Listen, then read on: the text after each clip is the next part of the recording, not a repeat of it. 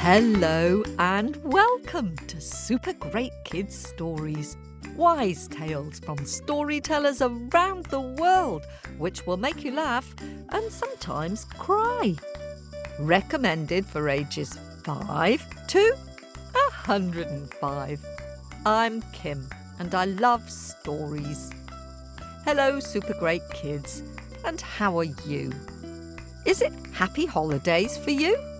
It's not quite summer holiday time yet in the UK, but it's just around the corner. I've been shaking out my shorts and t-shirts and getting ready to play. I have so many reasons to be cheerful today, but here are 3 of them. First, we have a new benefit for Apple subscribers and for top-tier owlets on Patreon. It's a feature called Super Great Kids Stories Express. You've asked for it, so Super Great David has provided it. It's a no-frills version of our podcast, which cuts straight to the story, without much of an intro or any shout-outs or blather from Kim. Ooh, that's me. So, you can listen non-stop to stories on your long journeys, or at bedtime, or at campfire marshmallow roasting story sessions. Search for Super Great Kids Stories Express in your Apple or Patreon channel and start listening now. And my second reason to be cheerful is that we've got not 1 but 2 stories about birds for you this week. They're sort of wise bird stories.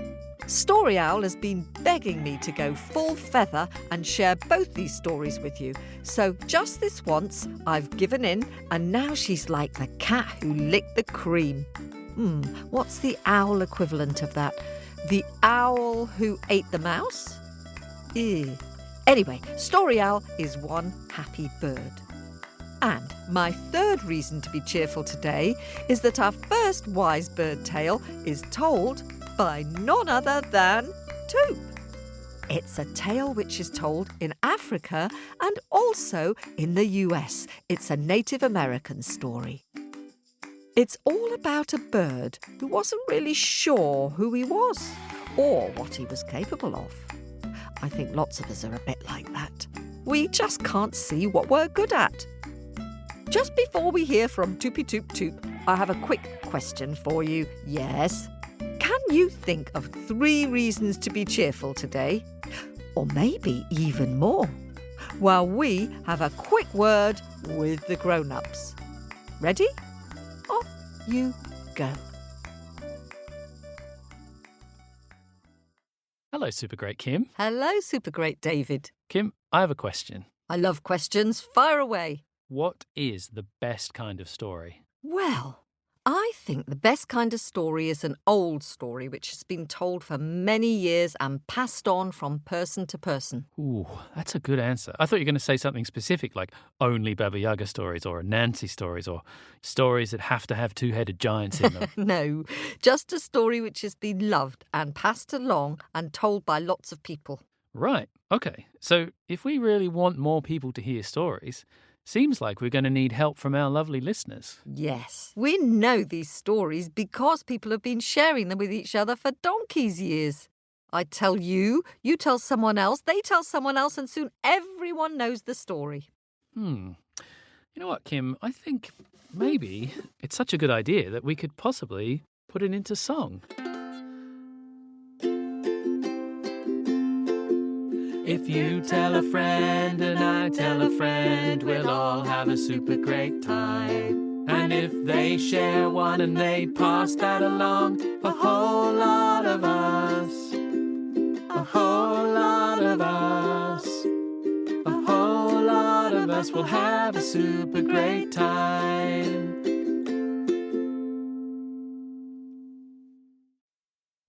Hello, Super Great Kids, I'm back. Did you have time to think of 3 reasons to be cheerful? One of mine is that I get to do a job, which means I hear stories every day. That's pretty cool. And also, I'm doing a live online show with my friend Kate Corkery next month. Anyway, now it's time to give a warm welcome to Toopy Toop Toop. Hello, super great kids stories. Hello, super great kids stories.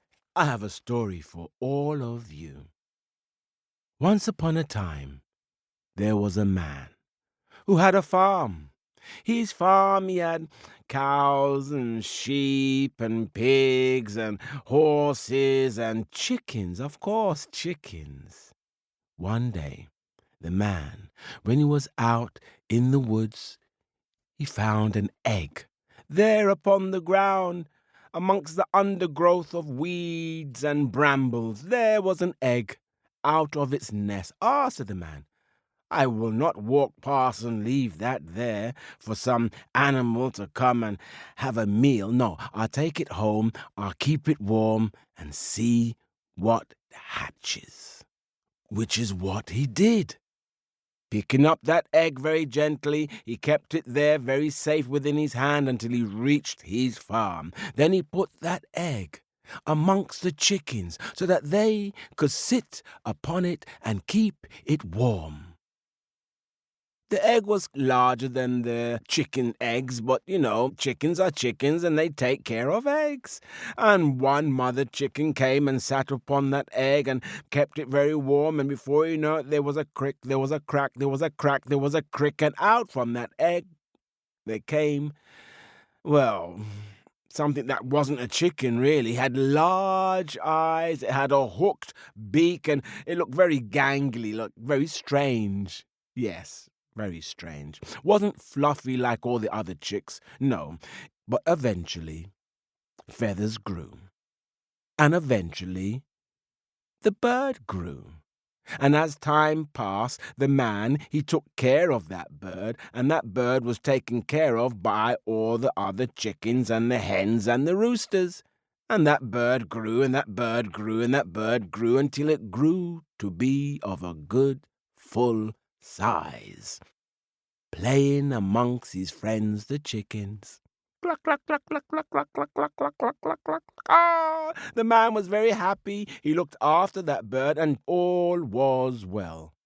One day, the man had a friend who came to pay him a visit, and the two men was walking around the farm, when the friend of the farm owner looked into the pen where all the chickens are and saw that strange large bird, and asked his friend, "Do you know what that bird is amongst your chickens?" And the farm owner said, "Why, yeah, it's a bird like all the others." "No," said his friend, "no, that is not a bird like all the others. That is an eagle. That is an eagle. And that eagle should fly into the sky and remember the mountain tops, remember the tree tops, and fly into the clouds. It shouldn't be there upon the ground looking for grain, picking upon the earth. No." The farm owner said, "Leave the bird be. He likes to play with the chickens.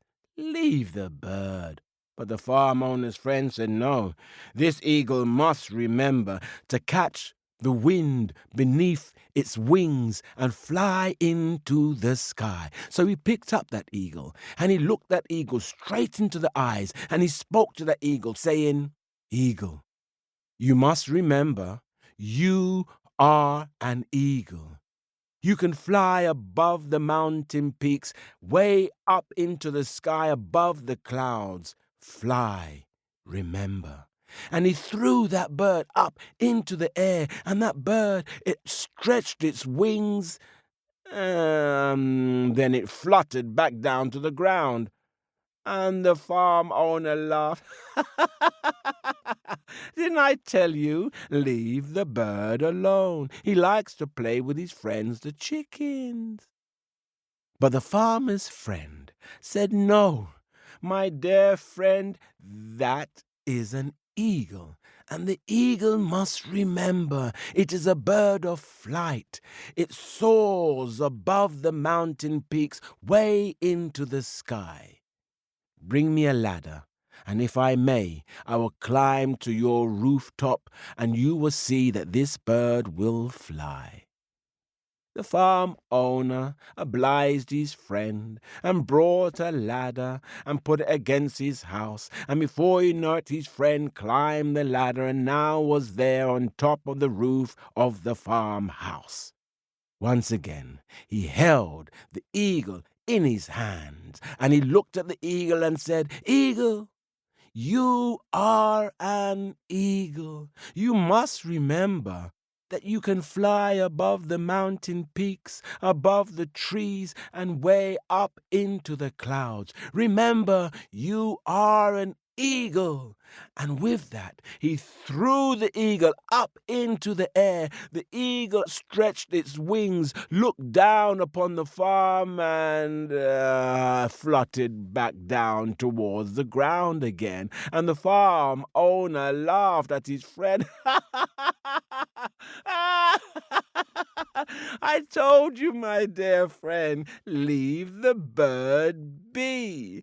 Since he was an egg, I hatched him. He played amongst the chickens. Cluck, cluck, cluck, cluck, cluck, cluck, cluck, cluck, cluck, cluck, cluck, cluck. Ah, he likes to play. They are his friends."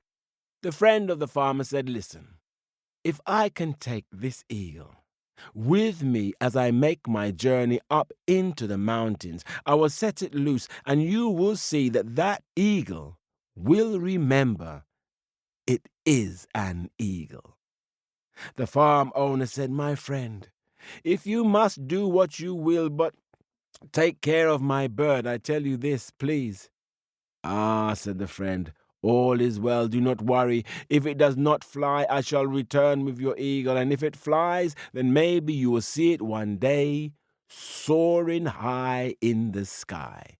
But for now, I leave you."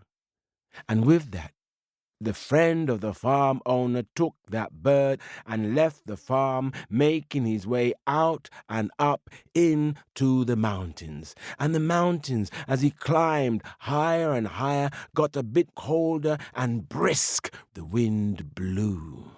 Now the friend of the farmer was way up high in the mountain.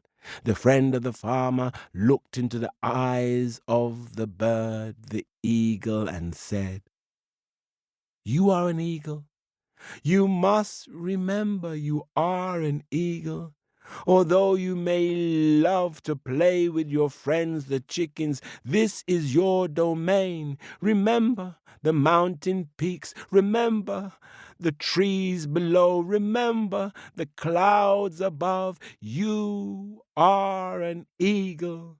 And with that, the friend of the farmer threw the bird up into the air, and the wind caught underneath the wing of that eagle, and that eagle started to remember that it is an eagle, and that eagle cried, "Caw,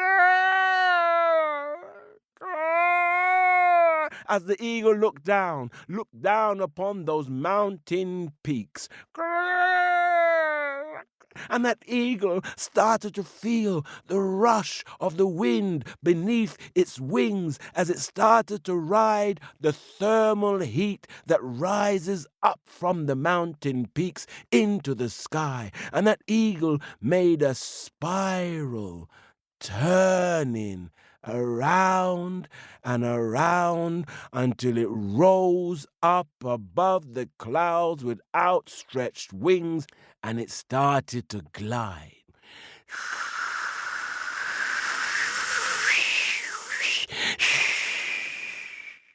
I'm sure some of you have seen eagles and birds of prey when you look up into the sky with their outstretched wings gliding.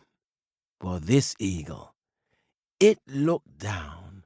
It saw the tree tops, it saw the mountain peaks, and it saw the farm. And the farmer, he looked up with his hands shielding his eyes away from the sun. He looked and saw his eagle. And the eagle cried out to the farmer, "Caw! Caw!" And the farmer looked up and said, "My gosh, my friend has done it. That bird now flies high above the clouds." You know, that eagle, now and again, once in a while, it will fly down towards the ground to meet, as before, with his friends, the chickens. But from that day until this day, that eagle, once it's visited its friends, would open its wings and fly above the farm, above the treetops, above the mountain peaks, and out above the clouds, way out into the blue.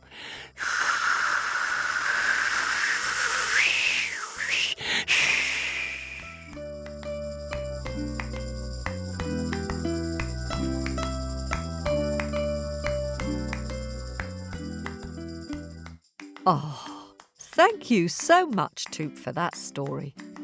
What did you think of the ending? Do you think that maybe you have hidden talents or things you're really good at which you haven't yet discovered? I expect you have. Sometimes it takes a friend or someone in our family or a teacher to show us what makes us special and how brilliant we are. What did you think of the farmer's friend? Why do you think he felt so strongly that the eagle needed to be shown what he could do as an eagle?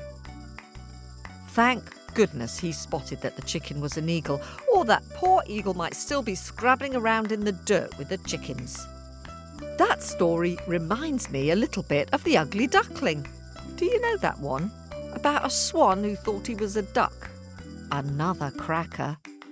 You might want to have a go at drawing that eagle soaring high in the sky or scrabbling in the dirt surrounded by clucking chickens. Send your pictures to Story Owl via our Facebook page, facebook.com/supergreatkidsstories, or to our website, supergreatkidsstories.com.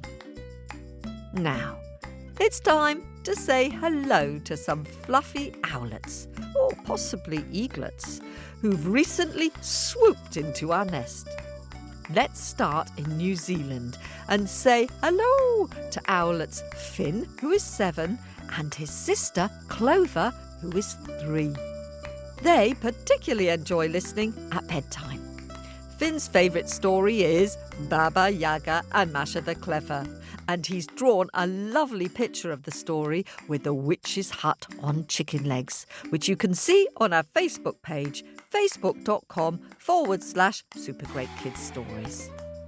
Over to East Peoria in Illinois to say hello to Nori, who is 6, and Ben, who is 3. And their mum, Cara, who all love listening to Super Great Kids stories in the car. Nori's favourite story is The Magic Orange Tree. A good one, Nori. One of my favourites too. And over to East Sussex in the UK now to say hello to 3 owlets. Saskia, who recently turned 5 and has subscribed to get the scary stories, her big sister Scarlett, and her little brother Griffin. Saskia's favourite story is Pookie Dances the Kokioko and all the Anansi stories. And staying in the UK now, let's hop across to Sunbury-on-Thames in Surrey to say a big hello to new owlets, Callan, who is 9, and Angus, who is 4. Their favourite stories are The Ghost of the Bloody Finger and How the River Shannon Came to Be. And down now to Axminster in beautiful Devon to say hello to Leo, who is 8, and Rory, who is 4. They listen to Super Great Kids stories every night. Leo found The Ghost of the Bloody Finger hilarious, and Rory loves How the Leopard Got His Spots and The Tinderbox as does his mum, who used to listen to that story when she was little. And hello to superfans Kater, who is 5, and Otis, who is 3. They especially love the scary stories, and they've been telling their friends at school about us too. Hurrah! Thank you. And over to Goodyear in Arizona in the US next to say hello to twin owlets, Hayley and Ethan, who are 5. Hayley's favourite story is Anansi and the Birds, and Ethan's favourite stories are all the Baba Yaga stories. Oh, lovely Ethan. And a big hoot hello to 6-year-old Harriet from Courtney in British Columbia in Canada. Thanks, Harriet, for sending us your amazing picture of Baba Yaga's house. Harriet and her dad listened to the Irish story Eggshell Soup and really laughed at the idea of a wrinkly-faced baby saying, "I want whiskey, I want tobacco." Harriet especially loves the scary stories. But she does want to know, why isn't there a Super Great Silly Stories podcast? Well, there's a thought, Harriet. And hello to Kofi, who is 6, and his sister Arderin, who is 4. Arderin is the Welsh word for bird. Lovely. They live in London and love listening to Super Great Kids stories at bedtime. Kofi gets very excited every time we mention donating via Kofi because it sounds like him. He also loves the Anansi stories from West Africa. Arderin loves joining in with the sounds of the old woman and the fat pumpkin. Such fun. And hello to Alai, who is 4, and Leia, who is 10 months. Alai's favourite story is all of them. He and his family are from Kazakhstan, and they recently moved from London to Riyadh in Saudi Arabia. Hope you're settling in well, Alai and Leia. That's all of our Owlet Hellos for this week. More next week. And our 2 Pick of the Week pictures are from 4-year-old Isla, who lives in Jackson Hole in Wyoming in the US. She's drawn a super great scary picture of Baba Yaga the witch, who apparently has just eaten a child. And she is saying, Baba Yaga, ho, ho, because she's just very, very full. Eek! A very imaginative picture, Isla. And 7-year-old Mariana from Gainesville in Florida has sent a very imaginative picture of Anansi and the magic yams. She's drawn Tiger fleeing in horror from the creepy yams who are chasing him, shouting, "Ticky, ticky, boom, boom, puff." Great fun, Mariana. Thank you. And thanks very much to all of you who are subscribing to our podcast. We couldn't manage without your support. If you'd like to support us on Apple Podcasts or on Patreon, we'll say hello to you on the programme. You can hear our stories advert-free, and you'll get 44 bonus stories and at least 22 super great scary stories. And now you'll also get access to our Express Stories channel. For more information, go to our website at supergreatkidsstories.com. Ooh, ooh, ooh, ooh. Remember that we have a bonus story for everyone today, The Brave Little Hummingbird.